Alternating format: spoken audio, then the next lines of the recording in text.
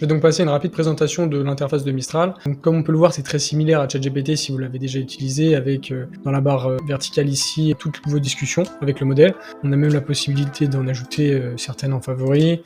Ici, on peut rechercher en fait dans l'intégralité de ces discussions si on se souvient d'un moment en particulier que l'on aimerait retrouver.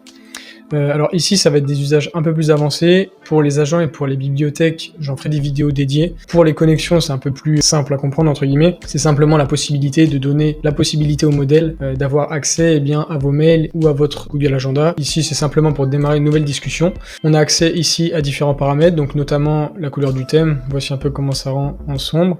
Ici, le mode incognito, donc c'est pour des discussions, comme ils disent, temporaires et privées. Ici, on a accès à différents paramètres. Je vous laisserai aller chercher si vous êtes un peu curieux. Les conversations qu'on peut archiver, les conversations partagées. Ici, donc, changer d'organisation, c'est simplement pour changer d'un compte à l'autre. Et enfin, la possibilité de supprimer toutes les conversations. Et concernant plutôt ici, pour la partie outils, les connexions, je les ai évoquées précédemment, mais on peut voir qu'ici, c'est simplement donner la possibilité à l'IA ou pas de rédiger ou non des canevas. Donc, c'est des espèces de pages, de générer des images, de rechercher sur le web ou d'interpréter du code.